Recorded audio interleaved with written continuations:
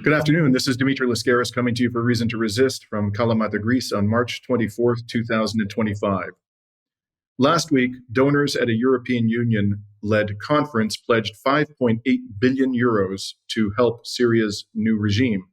The annual conference has been hosted by the EU since 2017, but generally took place without any representative of the Syrian government because the EU had sanctioned and was seeking to overthrow the government of Bashar al-Assad.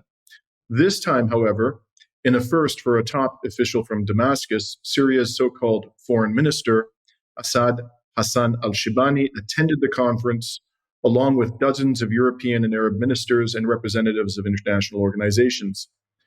This is a time of dire needs and challenges for Syria, as tragically evidenced by the recent wave of violence in coastal areas, said EU Foreign Policy Chief Kaja Kallas, the former Prime Minister of Estonia. However, Kallas's sympathetic rhetoric omitted some harsh facts. In particular, the EU's foreign policy chief did not acknowledge that the wave of violence was being perpetrated against unarmed civilians by the very regime that the EU has chosen to embrace. Nor did Kallas acknowledge that until a few months ago, the jihadists who run the new regime in Damascus had been designated as terrorists by every major Western country. Now here to discuss all of this with me is Eva Bartlett. Eva is a Canadian independent journalist. She has spent years on the ground covering conflict zones in the Middle East, especially in Syria and Palestine, where she lived for nearly 4 years. She is a recipient of the 2017 International Journalism Award for International Reporting, granted by the Mexican Journalist Press Club, and was the first recipient of the Serena Shim Award for Uncompromised Integrity in Journalism, was also shortlisted in 2017 for the Martha Gellhorn Prize for Journalism. Eva, this is the first time you've joined me on Reason to Resist, and thank you so much for taking the time to speak with me today. Absolutely. Thanks for having me on, Dimitri. You've been doing, I should say, fantastic work yourself reporting from occupied Palestine, as I recall, last year, and also Lebanon at great personal risk. So I commend you for that. Much, Eva. Appreciate it. You've been following events in this region very closely for a very long time, Eva, and you've commented on in some detail over the past several weeks on the horrors unfolding in Syria. Could you start by giving us an overview of the atrocities carried out there in recent weeks? Who has been targeted? Where has the killing principally occurred, and how many have died? And of course, who is doing the killing? Thank you. I really do believe this is an important issue that everybody should be speaking about. If you care about human lives, I mean, I don't know why we're so selective. The killing has been perpetrated by Golani's terrorists. Now, we know, as you mentioned, he's been in the media and by Western politicians, he's been reformed. He's now wearing a suit, and we're meant to believe that he is the new interim Syrian government, and he's, looking out for all Syrians and has the best interest of unity and a bright future and all this mumbo jumbo.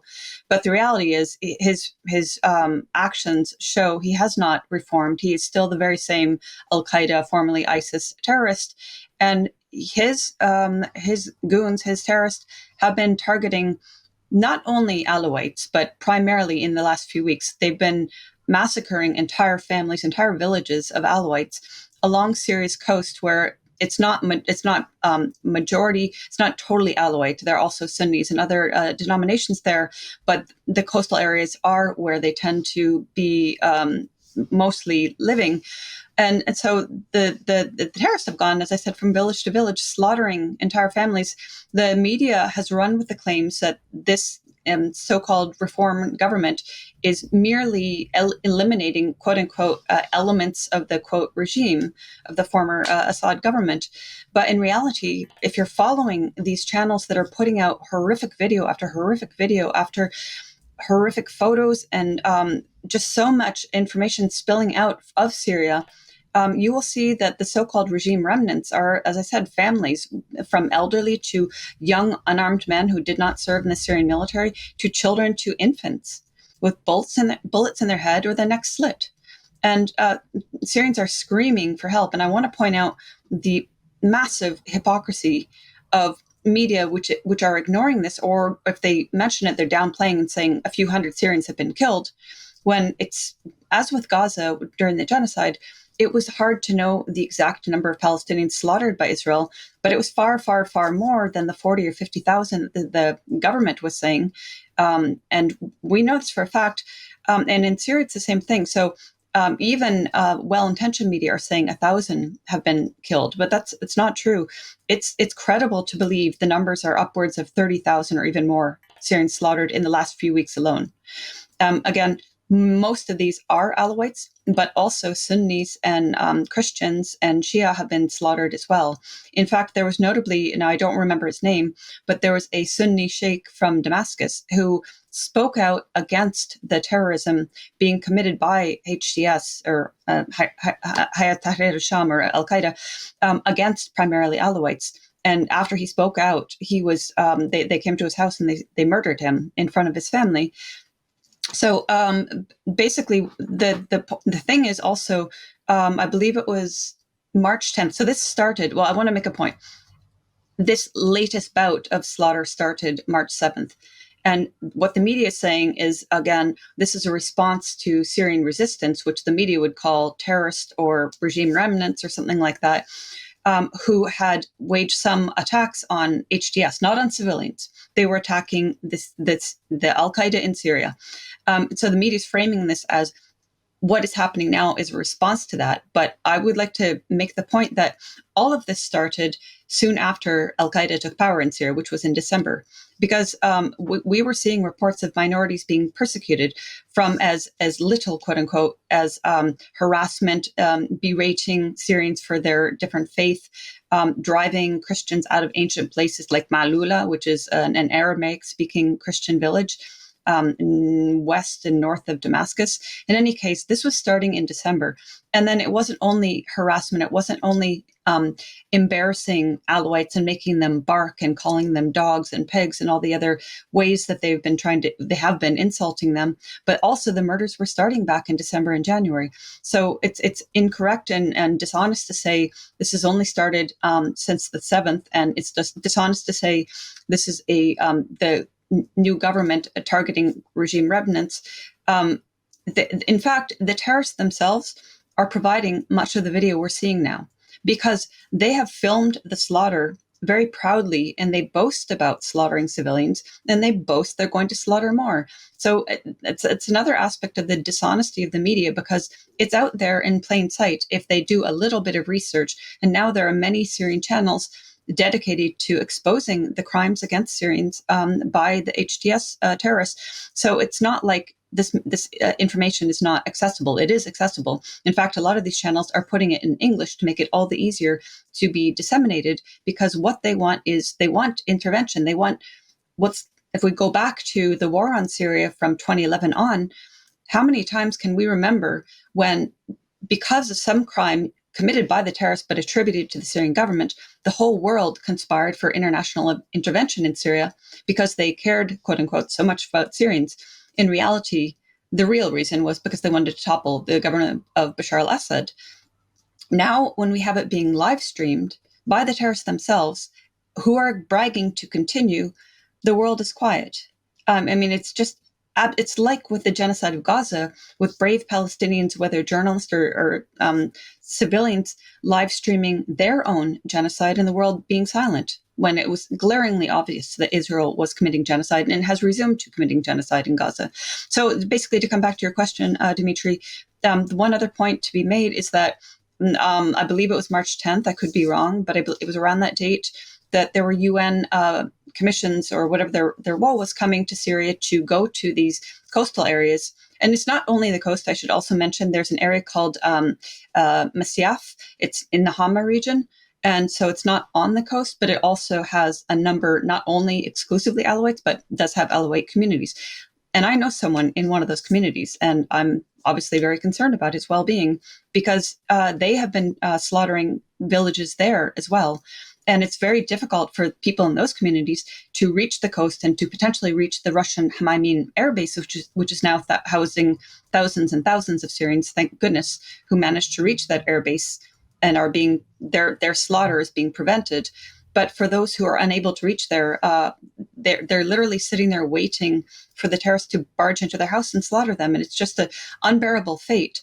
But around that time that the UN were going to visit these villages, Golani said, okay, our, what did he call it? Campaign or something like that. They had a very Israeli-like, Zionist-like terminology for slaughter and murder and intent to ethnically cleanse.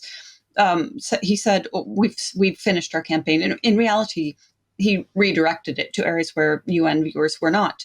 And it's ongoing. So we can't speak about it in the past tense, because if I may just look at my phone for a moment, I saw now, I can't verify that this is true, but there's one report, somebody saying that they were a sister of what they're calling these terrorists public security. This is one update saying that on March 25th, they plan a new massacre of civilians, although they're still killing civilians every day. And then more recently on X, again, I can't verify 100% this is true. Anyway, I can't find it, but it was basically listing all the areas, coastal and this Masyaf Hama region that I was talking about, and how the terrorists do plan to commit more massacres there, and that not only do they have control of the roads, but they're erecting, again, very much like Israel, blockades on the roads to prevent the flow of Syrians from there. So we know now Vanessa is in Lebanon, and I know she went to one region where Syrians had fled from Syria into Lebanon. And I believe she was saying like at least 7,000 have successfully, thank God, left Syria for the safety of Lebanon. There's also, I've heard reports, again, we can't say whether it's the number is accurate, but I've heard reports of another 20,000 Syrians missing. So it's really a disaster right now. And when, again, referring to the course of the war on Syria, all the false flag pretext for intervention, and now these aren't false flag. This is literally happening, ethnic cleansing, verging on genocide of the Alawites and also other minorities in Syria. And not only is the West not intervening, they're providing billions of dollars in funding to the terrorist regime in Damascus. I think it's very important, Eva, to emphasize, as you did, that this isn't just about Alawites. I think that for obvious reasons, but I'll state them nonetheless, the Western corporate media want to make it about Alawites because the Alawites are associated in the minds of Westerners with Assad, and therefore they can characterize these as some kind of revenge killings, and there's some understandable anger on the part of the new regime and so forth. And of course, there's also there's just a reality that a lot of people in the West are going to be more concerned about Christians being persecuted than Alawites. So they want to bury the fact that it's not just about the Alawites. And in fact, there was an article in the go-to newspaper for the political elite in Canada. I'm sure you're familiar with it. It's called the Hill Times. Their kind of, geopolitical columnist, Gwyn Dyer, who's based in the UK, wrote this 15-paragraph article in which he made it all about the Alawites. He said absolutely nothing about Sunnis being persecuted, nothing about Christians being persecuted. He didn't mention the fact that Golani had a $10 million bounty on his head by the CIA, said nothing about HTS being a terrorist entity. Really disgraceful reporting. And at the end of the day, this is what allows our governments to get away with effectively enabling these massacres to take place. Absolutely. If I could touch on something you said, a couple of points. One, the word you said, bury this in the media, and you obviously triggered a thought in my mind. That's another aspect to this in terms of not knowing the numbers of how many have been slaughtered, because the terrorists also have done things like throwing mass amounts of bodies into ravines, into the sea, and burying them in mass graves. And I want to also point out the irony of, if we refer to Donbass, and in 2022, the former mayor of Mariupol was the source of multiple claims throughout 2022 that Russia was burying civilians that Russia presumably had killed, which was not the fact, in mass graves. And I went to each of the three sites that were alleged mass graves, and they're normal functioning cemeteries with normal plots, no mass graves. But here, again, we have evidence of actual mass graves, which is a crime if Russia is alleged of doing it, but it's not a crime if the terrorists are literally doing it now to cover up their crimes. The other thing I wanted to touch on is the aspect, as you rightly said, that Sunnis and other faiths, not only Alawites, are being persecuted. I mean, again, it does need to be stressed They have openly declared their intent to ethnically cleanse Alawites, but also it does need to be stressed that throughout the war on Syria, Sunnis also were persecuted by the terrorists. I remember in 2016 being in Aleppo, and Reverend Ibrahim Nasser introduced me to 3 or 4, I think it was 3 Sunni sheikhs from Aleppo, who from the beginning did not support the so-called revolution in Syria. So as you're aware, and I'm sure your listeners and viewers are aware, from the very beginning in Syria, it was violent. It was not unarmed protesters calling for the overthrow of Assad. It was violent protesters. That said, there were people with peaceful intentions who got caught up in protest, even people I came to know later, in years later, when I went to Syria in 2014, who said, yeah, we wanted reforms, we wanted political change. We weren't calling for the overthrow of Assad. Actually, we loved him. But anyway, let's put that aside. When they realized the protests were violent, they stopped going to them. And so fast forward to 2012, I believe it was, when the terrorists took over parts of Aleppo. There were Sunni sheikhs that refused to have these protests emanating from their mosques. They refused to have the sectarian, vile, hateful language coming from Qatar and Saudi Arabia and Turkey thrust upon their worshippers in their mosques. And for that, they were put on terrorist kill list. So these 3 sheikhs that I met.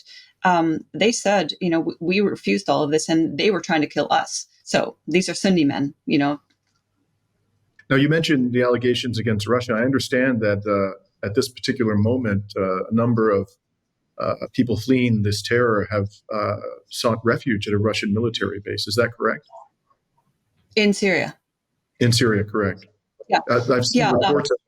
Do you know anything about the harboring of these people fleeing this terror by the Russian military? I do. I don't know the exact number. I've seen conflicting numbers, if it's 4,000 or 7,000, but a large amount of people did reach the base. And it's been, I want to say, what is the date today? The 24th. They've probably been there for a good 2 weeks, if not more. Is that math correct? That would be about right. I don't know. What I don't know is if they're still able to reach the base or not, or because I don't know, if they can't along the roads reach the base because of the terrorists. One other thing that's important to emphasize, Russia has been giving them shelter and food, and I've seen tent encampment set up. So they're being given the basics, so they can survive, and they're being protected. But I have seen reports of terrorists trying to infiltrate the base to coerce people to go out. And actually, there were also reports, again, a week or so ago, of so-called representatives, Alawite sheikhs, coming to the base to talk to the people and say, we will protect you, just go home and we'll protect you. And the unfortunate people that actually believed them and left the base were slaughtered, So the terrorists are trying to get people to leave. Thank goodness they have the protection of Russia there, but there's still so many more people, just as I said earlier, waiting for terrorists to barge in and slaughter them and their families. And the other thing is, people are saying, why don't they protect themselves? Well, in good faith, people laid down their weapons when this government was foisted upon them. So aside from, I don't know the numbers of Syrian resistance that are armed, but aside from them, my understanding, and I could be wrong, is that most people who could have formerly defended themselves in those regions can't, at least not with conventional weapons, So that's adding to the slaughter and the ability with the complicity of the Western media and politicians who are looking away as Golani's thugs mercilessly slaughter, the people, they can't defend themselves. Right. And I'm sorry, I just want to make one more point. As we know, since 2011 on, first media said, well, they're unarmed civilians. Then, even though they were armed from the very beginning, then when it was clear they were armed, then media and Western politicians rationalized it by saying, well, they need arms. They need to fight the quote unquote regime, right? And so now we look at Palestinians, and of course, they have the legitimate internet, and you can speak to this about the legal basis of resistance. They have the legal right to resist. And we see media calling they and Ansar Allah and Hezbollah terrorists, which I obviously do not agree with, and I know you probably don't as well. But they were fine to let literal Al-Qaeda or ISIS or any of the other alphabet soup terrorist gangs in Syria use arms against civilians primarily for over a decade.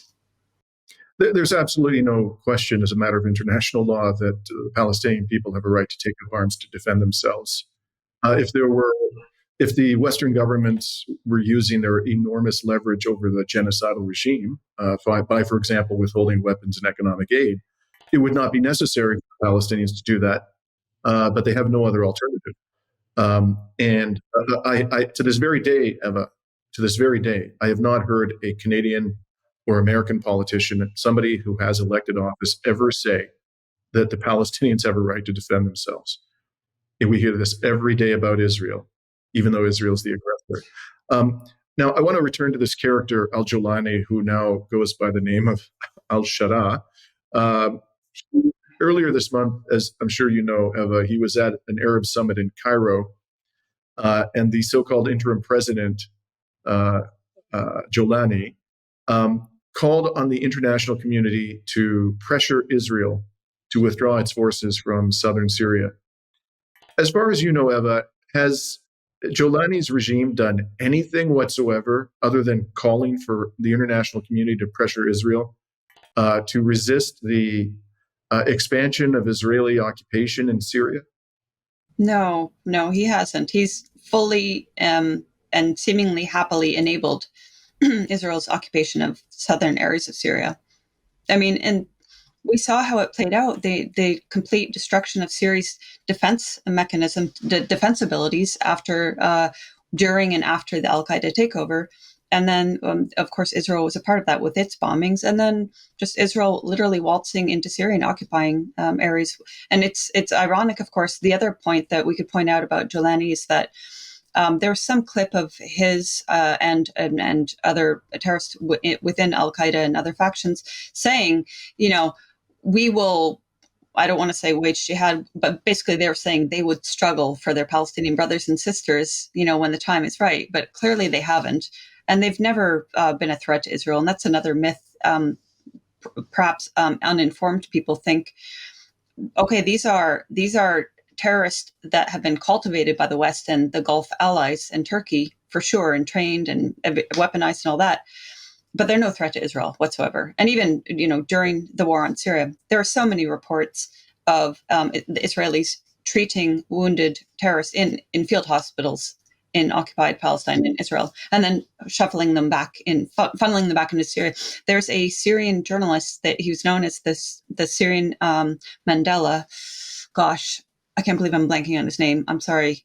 It'll come to me in a moment. But anyway, he's Druze, and he was filming exactly this, the flow of weapons from Israel into Syria and the treating of terrorists and funneling them back into Syria. Right. This was later acknowledged even in the Israeli. I'm sorry. Go ahead. Sorry, his name is Sedgil Nakat, and he's imprisoned by the Israelis for showing the complicity. I was just simply adding that, as I recall, this was actually acknowledged eventually in the Israeli press, that they were treating these jihadists who were wounded in combat and providing small arms to them, if not more. Now, so while al-Jolani's forces, have stood back and allowed Israel to ravage the country and confiscate more land, I understand they have clashed with Lebanese villagers on the Syria-Lebanon border. Last week, Lebanon's Ministry of Public Health reported that at least 7 people have been killed and 52 wounded in clashes on the border with Syria. And the most recent violence came after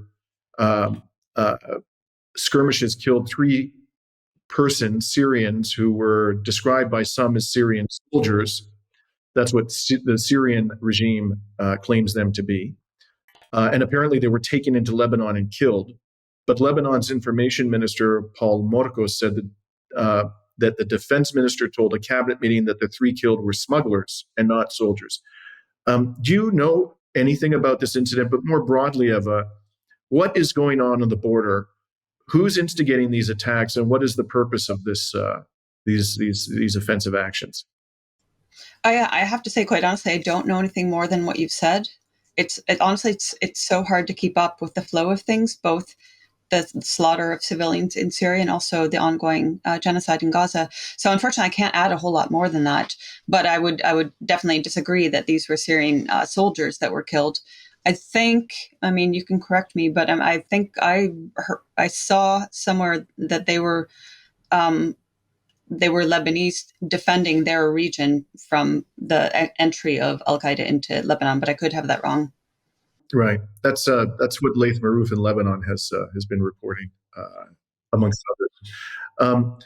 So let's switch now, Eva, to the Ukraine war. I wanted to talk to you about that in a big picture sense of the word, and I hope you'll bear with me for a second because I want to sort of present to you my interpretation of what's going on and see how you respond to that. What's your view about this so-called peace initiative, and how the Russians that you interact with in Moscow, where you are now, how they view all of this. So my perspective, Eva, is I don't believe that the Trump administration is serious about bringing an end to the Ukraine war on terms that Russia can accept. I think it would probably be happy to end the war on terms that would allow it to claim victory in some sense. But the key demands of the Russian Federation, if accepted, will amount to a strategic defeat for NATO, and that's going to be obvious to the whole world. So I don't think Trump has any real interest in going there. And even if he does, they don't seem to have the competence to do it. So, he keeps saying, for example, he's putting the emphasis on a ceasefire before Russia's fundamental demands are satisfied. And Russia has made clear over and over and over again that there will be no cessation of hostilities until its key demands are satisfied, two of which are, of course, recognition of its sovereignty over the four oblasts in Crimea, and the other one, the elimination of any, entitlement of Ukraine to enter into NATO. Those are two of the key demands. There are a couple others. In any event, so the way I see this playing out, I think this is all just a charade, and that at the end of the day, and I think it's important to bear in mind that Trump is continuing to provide weapons to the Ukrainians. He's continuing to provide military intelligence to the Ukrainians, and not only that, but the Europeans are making a big show of continuing to arm Ukraine, and Trump hasn't objected to that at all. So where this is ultimately going to end up is that the war will continue for some time until the Ukrainian military collapses. And what I anticipate will then happen is there's going to be a regime change in Ukraine, either violently or peacefully, and somebody's going to come to power who is going to try to bring this war mercifully to an end on terms that Russia can accept. And at that point, the West will either have to, accept that resolution, or will have to continue to try to agitate and create problems in Ukraine the way it's continued to try to create problems in Georgia, even though the Georgian people have no interest in, having hostile relationships with Russia.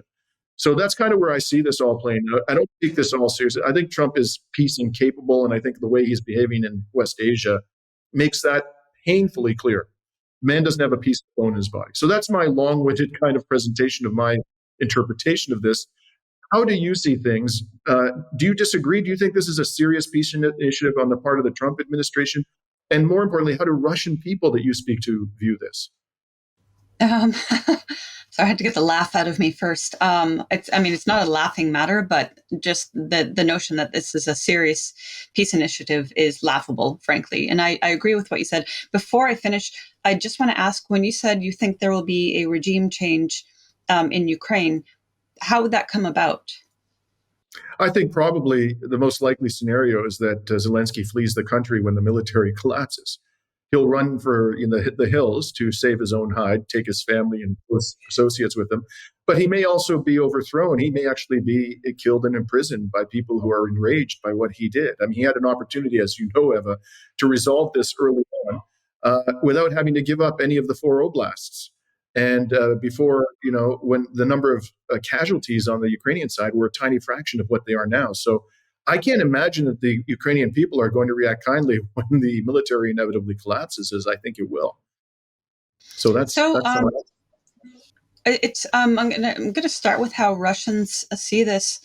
You've been here, Dimitri, and I don't know how many encounters you had, but I think it's fair to say most Russians are extremely skeptical. And so I don't mean in a cynical way, but like they ask a lot of questions. They don't take for granted what is said, including asking questions here about their own political system. And so I would have to imagine most Russians would be skeptical about Trump. I mean, when the whole election process or circus was ongoing, people here were laughing because it was just such a ridiculous process in the States. And so I'd have to. I haven't done a survey of how all Russians feel, but I have to imagine that they're both highly skeptical of Trump's, as you say, Trump's intent for there to be any peaceful solution, and also because. Well, look, where I'm living, I'm not in the city of Moscow. I'm right outside Moscow. And our region has come under Ukraine drone attacks several times, intensely in September, October, November, and then just a week or two ago. And so, and I actually, in what I can't remember now, if it was in November or October, I went to the site of one of the attacks, which it was like a massive swarm of drones from early in the morning for several hours. And unfortunately, one woman in her 40s was killed. And this is like a half an hour walk from where I live. So I went over there and I talked with a young woman who lived in one of the buildings that was attacked. And thankfully, she wasn't injured. She and her partner ran down out of the building, but she filmed one of the impacts on the building across from her where the woman who was killed lived. Anyway, so I went there to film the damage and to speak with this young woman. And one point she made just when we were chatting is, in Donbass, I think people are used to the bombings. They know what to do, but we don't know what to do because this is new to us. And it's true. In the Donbass, when the shelling occurs, people are so accustomed to it, they generally maybe won't shut their shop doors or get out of the streets unless it's right in their area. And then they go back in the streets and start cleaning up right away. And that's the way it is in Palestine as well, in Gaza.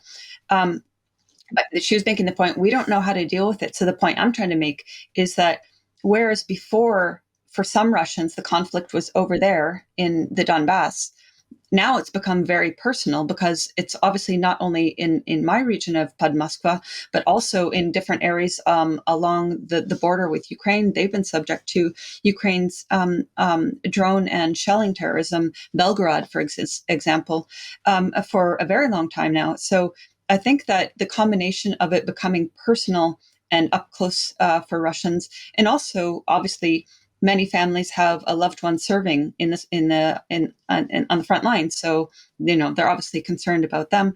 So I think that for Russians, and knowing full well what the Zelensky regime really encompasses and what the Ukrainian army encompasses and the values they hold or lack thereof of values, Russians, for the most part, I can't say every Russian, but I would say majority see, and I think that the support for President Putin has grown since the beginning of what Russia calls the special military operation in 2022. So to me, that speaks to that Russians understand what they are fighting for and fighting against. As many people would say, they understand this is really existential for Russia. And so the people like the president won't agree to something that is a compromise of the objectives of restoring peace, frankly, to the Donbass and to Russia, and ensuring that this threat, NATO threat, can't happen again. So I think because most Russians are pretty well informed, I think I would wager that they would be skeptical of Trump's peace initiative. And I agree with you fully, completely. He's not a man of peace. He's a businessman. He doesn't give a damn about the people who are dying. None of these Western politicians do. And I would actually say, I'd like to point out, again, not speaking for every Russian or every soldier, but having spent significant time in the Donbass throughout 2022, which is an extremely hard year for the people there, the shelling was so intense, the Ukrainian shelling. I did start asking people, like, obviously I'd ask them, who's shelling you? Because the Western media would twist it and say it was Russia shelling them, which is ridiculous, just as they did with Syria. And then I would also start asking, some version of, do you hate Ukrainians? Do you have any friends in Ukraine? And the answer was always, we don't hate Ukrainians, we hate the regime. We studied in Ukraine, traveled in Ukraine, we have relatives in Ukraine, stuff like that, And that was a stark contrast to the hateful things we're hearing, at least on social media, about Russian orcs and the other pejorative terms they were using to completely vilify Russia. And I wasn't seeing that neither in the Donbass nor here. But when I would go to the Donbass, my neighbors would organize a bunch of humanitarian aid for me to take down. They were paying out of their pocket because they wanted to help people, And so I haven't seen the same hatred for Ukrainians, definitely hatred for the Ukrainian army. Actually, I should clarify, not even for the Ukrainian army, for the Ukrainian regime, because people are also aware that the majority of people fighting in the Ukrainian army now have been ripped off the street, and in many cases aren't even capable of fighting. Certainly they don't get the training, so they're literally being sent to their death. So people have sympathy actually for them as well. Anyway, that's a very long-winded answer. And these attacks on outlying areas of Moscow itself, Eva, these have happened, I think, repeatedly, have they not, while Trump has been pursuing his alleged peace initiative? Isn't Yes. that correct? Right. That is very correct. Yeah. Yeah. And you mentioned the tragic case of the 40-year-old woman who was killed. Your area, what kind of damage has it sustained? Has it been minimal, or has there been significant, other than the one casualty, the fatality, has there been serious damage to civilian infrastructure in your area? Not exactly in the area I'm living in, but as I said, so that attack, whether it was October, November last year, I forget, 3 buildings sustained major damage. Like the building that the woman was killed in, you could see, I can't remember how many levels, maybe 4 or 5 levels. You could see varying degrees of damage in the space of 4 or 5 levels of that apartment. The apartment that the young woman I spoke with was living in, you could see significant damage on the upper floor of one of the apartments, and a third building in the region as well. Where I live, you can hear the drones fly by. Like you can hear the whining sound of a drone. You've heard them in Lebanon. I know them from Gaza, although in Gaza, obviously, they're far bigger and more dangerous, but still, you can hear them. And you also hear the air defense, frankly, shooting them down. And then you have a combination of either the drones impacting. Now, the air defense is actually really good, and they do shoot down most of the drones, but some make it through.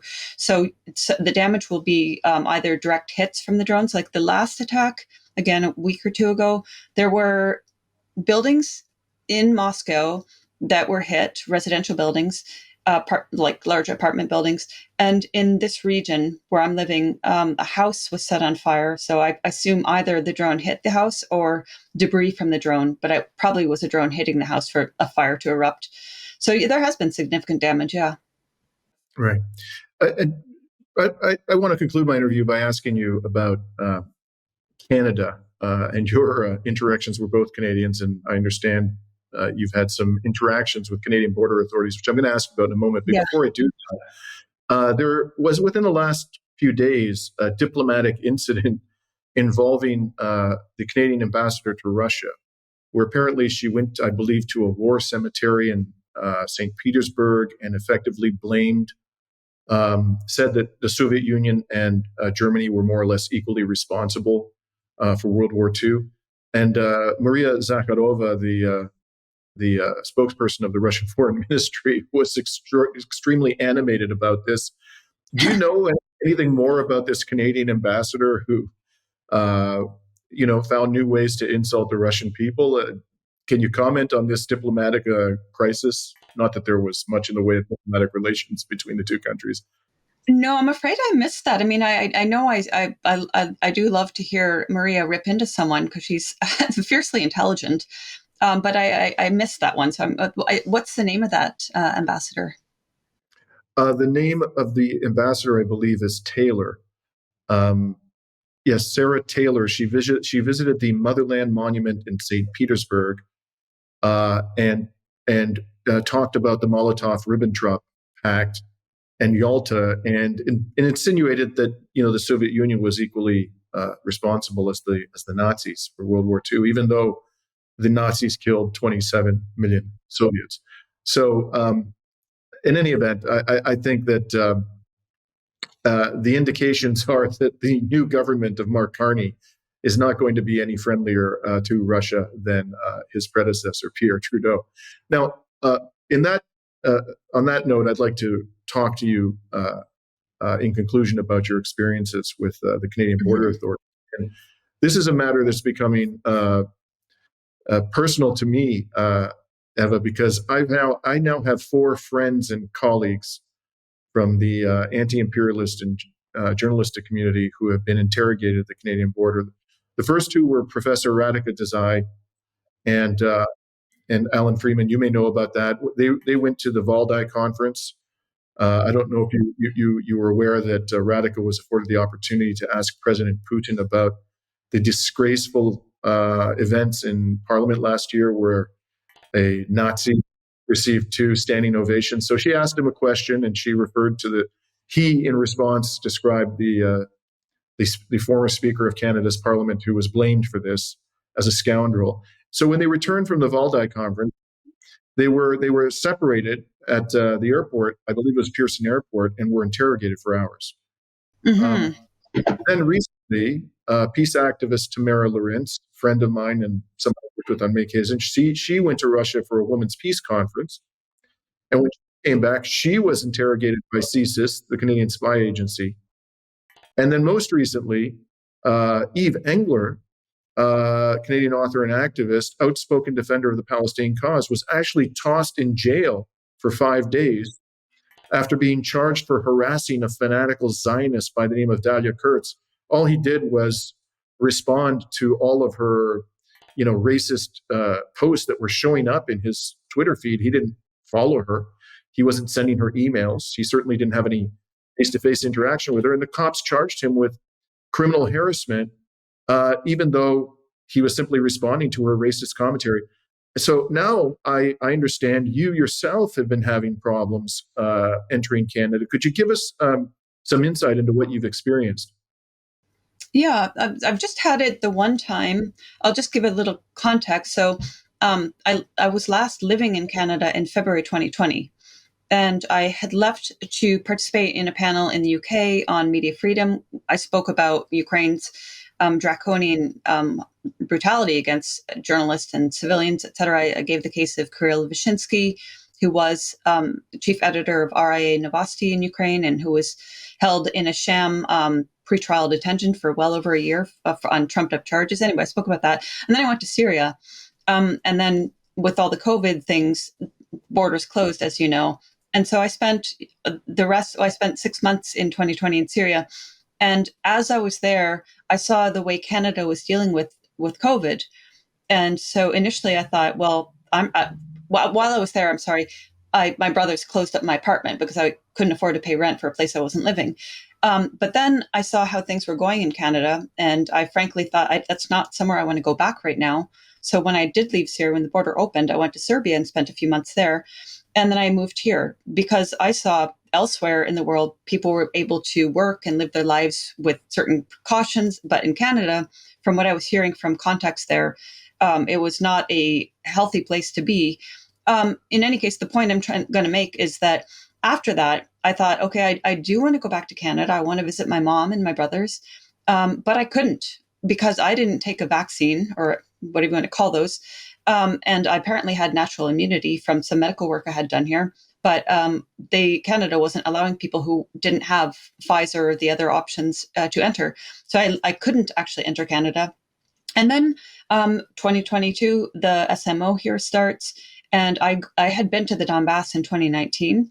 And then I started going back in 2022. And as I said earlier, I spent a lot of that year reporting on Ukraine's war crimes and seeing the civilians slaughtered in the streets, reporting on that. And let's just mention briefly Mirotvorets, the Ukrainian kill list. So I was put on that in 2019. Many of us are on that list. I'm not special. But the point being, seeing how repressive UK and European countries, Germany especially, were being against journalists who had either reported a little bit from the Donbass or even just gone to Crimea or something. And these countries were being so repressive against journalists. And then I had a lot of experience in the Donbass. I thought, well, I can't really go back to Canada now because I don't know what to expect. And I've been arrested before by the Israelis. I can handle that. But I don't want to go back to Canada and be arrested for a crime I haven't committed. So I chose not to go back to Canada because I didn't know what would happen. But finally, last February, I thought, okay, it's been 4 years. I really want to see my mother. She's elderly. And I actually consulted with you. Thank you for your help, by the way, for some advice, basically not knowing, if I'm going to be arrested, I would like to have something lined up so someone will defend me. In any case, thankfully that didn't happen, but I did get the same treatment as Tamara, and we've talked about it actually, she and I. So I arrived at Pearson. I didn't bring much with me because I intended on bringing things I had in storage back with me. So I only had a small suitcase. I did not bring my laptop because I anticipated being interrogated. So basically, the small amount of things I did have, they went through every item in my suitcase, every item on my personal belonging. Fine. They asked questions. They're polite enough. They feigned interest. They want to know every aspect of everything I was doing. And then after that process, by the way, I arrived on my US passport because my Canadian is expired. So I arrived at Pearson on my US, not knowing I could go in on my expired Canadian. So I'm flagged when I arrive. They take me aside. And so after the young man had started asking me these questions, I said to him, by the way, why was I pulled aside? And he said, oh, because you were out of the country so long. But the interesting thing is, when I first handed him my US passport and he was asking me a few questions, and I said, yeah, I haven't been back since 2020. And he said, back? I said, yeah. He said, did you live here? I said, yes. So, that's a contradiction. I've been out of the country for too long, but he initially didn't know I lived there. So my name was flagged for, you know what I mean? It was for Right. We can assume. And so after... Were the questions related specifically to Russia, or were they all over the place? I'm curious what they were. They were kind of, when the guy was going through my luggage, they were all over the place. And I had some euros on me because I don't have a working Western bank card. So I had to carry cash. The Russian bank card won't work there. So, of course, they were asking where I got the money, stuff like that. I don't remember all the questions that the man had, but he also, the young man going through my stuff, he also feigned interest in what I do. Like, he knew what I do. And I told him straight up, yeah, and I've been reporting from here, from there. And then after he finished going through my bag, he said, okay, well, CSIS would like to speak with you. It's totally voluntary. And can you please give us some minutes of your time? And I thought, well, it may be totally voluntary, but I also don't want CSIS showing up at my family's home. So I'd rather get this over with now. So I think Tamara and I might have had the same little man questioning us. So I went into his office, and it was only about 20 minutes because after 20 minutes, I said, I'm done. I've got to go. And he asked for a second date, but I said no. But during the 20 minutes, he was asking the stupidest questions you can imagine. Like, I can't remember verbatim, but he at one point asked what my relationship with Putin or the Kremlin was like, and I was on good behavior because I wanted to see mom, and I still, not really knowing all my legal rights, didn't know if they would just hold me and prevent me.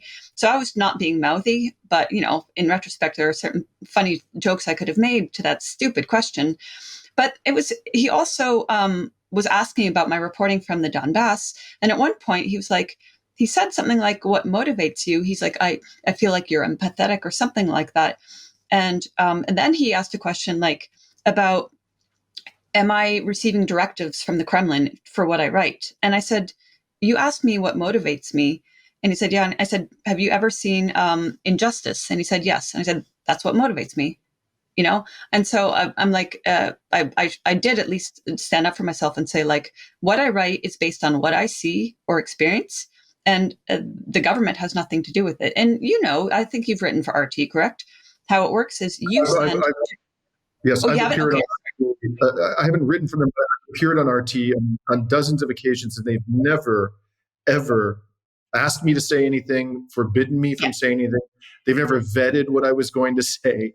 They just ask me questions and allow me to say my mind, So and so, okay, I'm sorry to assume that you wrote for RT, but what the point I want to make for people who don't know is it's not RT saying, here's your script, you just tidy this up in your own language. It's me saying, hey, I think this is newsworthy. I want to write an opinion piece on it. And then as any news bureau works, if it is newsworthy, then go ahead. And if it's not, for example, if I say, hey, I think pancakes are newsworthy. If it happens to be in February when Russians are celebrating Maslenitsa, then okay, let's write about pancakes. I know it's a stupid example. So, but the point being, I pitch, and there are times when it's very rarely, I have to admit, when maybe one or two times in the course of, I've been writing for RT since 2013 from Gaza.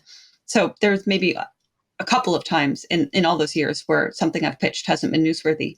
But so his question about me taking directives from the Kremlin was obviously really dumb. And I did let him know that in a polite way. So after about 20 minutes, I said, I've got to go. And he wanted to see me in the city where my brother lives. And I said, no, I'm here for my family. And he asked again. I said, no. Then fast forward, I have no idea if they followed me. I kind of assumed they did, but all they would have seen is me going from my brothers to my mom's to my brothers to my mom. So, but after 2 weeks, I was back at Pearson and I had a late night flight and coming back on a very long route to here. And just as I was in line to board, he shows up and it was late. I was tired. And I hear someone, the same character. Same guy, yeah. I forget his name. Let's call him. And did he tell you, as he said to Tamara, that he had been following you for years, that he was closely monitoring your work, or words to that effect? He didn't, but he knew a lot about me. And at one point early in the conversation, he said, you and I have a lot of common experiences. We've lived in the same places. We're not so different, Before I worked here, you and I were very similar. I said, what do you mean? Where did you live? And he said, I lived in Gaza. And I said, what year did you live in Gaza? He said, 2005. Now, who was living in Gaza in 2005, Dimitri? Wasn't that the settlers were there? There was a CSIS age. Did he mention whether he was with CSIS at that time, or was he Canadian military? Did he give you any insight?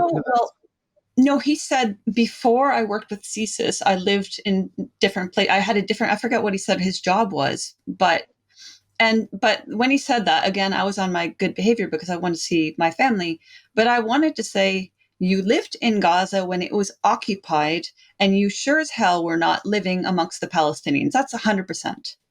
So we are not alike. We're not alike at all. So he at least knew. Yeah.